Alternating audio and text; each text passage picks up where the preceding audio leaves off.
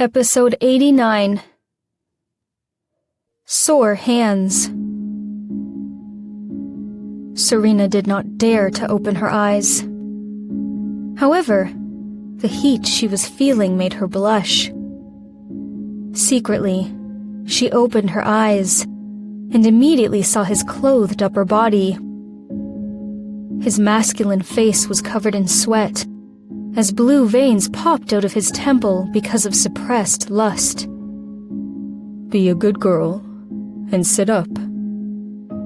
Serena quickly closed her eyes again, not letting the sight of his body affect her. Wasn't he the most cold and elegant and celibate man? Why did he look so promiscuous at this point? He wanted her to jerk him off? She felt mortified. But her hand was in his tight grip, and she could not wriggle free. Feeling something bounce out of the thin layer of cloth onto her hand, Serena wanted to get away from the unbearable heat. However, he took her hand and wrapped it around his manhood.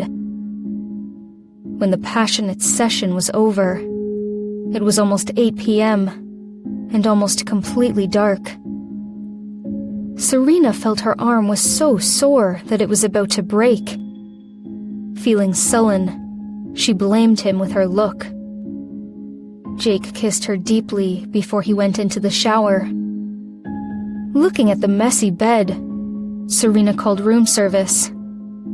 After the linens were changed, Jake walked out of the bathroom with steam around his body. Serena saw him and blushed, walking toward the shower.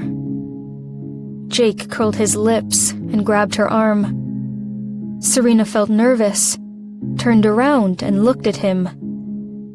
"What's wrong?" Let's go to dinner together, after you shower. Okay. Serena blushed and got rid of his hand, walking into the shower. After the shower, Serena found that she did not bring any clothes. Again. Embarrassed, Serena hesitated and then opened the door a crack, calling, "Mr. Jake, could you hand me some clothes?" No response. Was he not around? She called again, "Mr. Jake?" Then she heard his deep voice. Call me something else. She paused and thought about it before she said, "Jake?" Silence. "Robinson?" Silence. Then she could only call him. She blushed and whispered, "Darling?" I didn't hear you, he said leisurely, with a trace of amusement in his voice. She blushed even more and braced herself to call, "Darling!" What do you need? "Could you help me?" Before she finished the sentence, a clean outfit was handed to her. White dress, lingerie, and on top of that, a tampon. She was mortified, taking the outfit and shutting the door. Jake couldn't help smiling. That didn't feel so bad. When the couple went downstairs, Grandpa was sitting in the dining hall, reading newspapers and eating. Sunshine, come over here. I ordered your favorite steak. Thank you, Grandpa. Serena took up the utensils, but suddenly felt a numbness in her right hand. The knife immediately fell on the glass table, making a crisp sound. Henrik was startled. What's wrong? She blushed slightly. Before she even spoke, Jake said quietly, Nothing. Her hand is sore. She blushed even more, bowed her head, put the knife away, and secretly pinched Jake's thigh with the other hand under the table. Jake did not move a muscle, as if he did not feel it at all.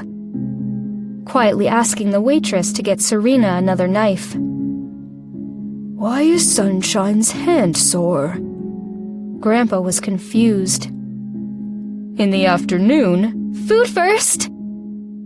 Serena grabbed a piece of bread and stuffed it into Jake's mouth. She couldn't look more guilty.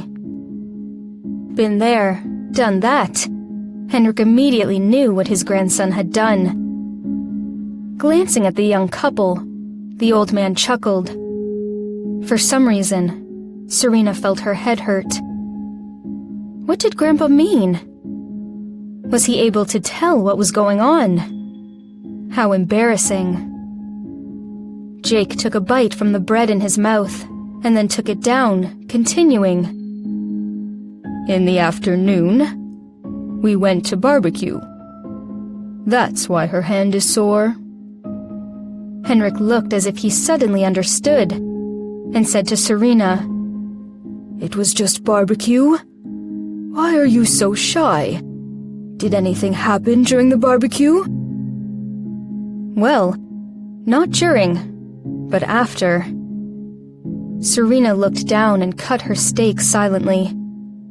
However, her right hand was still tired, and could only cut slowly.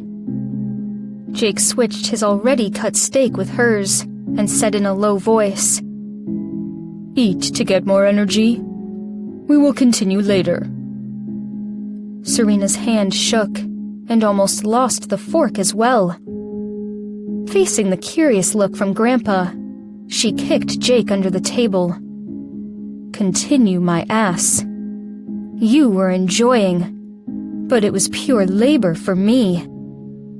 Jake still looked calm, glanced at his grandpa, who was keen on being kept informed, and said, Don't interfere in young people's life. Are you full? Nope, Henrik grumbled. I could figure it out without you telling me anyway. After dinner, Serena did not dare to speak again. Grandpa wanted to go fishing at night, so the couple went together with the old man. After more than half an hour, Grandpa got tired. After sending Grandpa back to his room, as Jake took the key out of his pocket, Serena was trying to sneak away. Why are you running? The cold voice made Serena freeze. Go back to sleep. It's late. And then he added, Just sleep. She blushed a little and walked back. I was not running away, just checking the floor plan. I believe you, Jake said, with a smile so subtle that Serena did not notice it at all. Hearing his answer, Serena was even more embarrassed. As the door was open, Serena immediately went to tidy herself up, and then threw a comforter over her head. After a while, Serena fell asleep. However, in her dreams, she felt her body was burning. Her waist, face, breasts, and legs.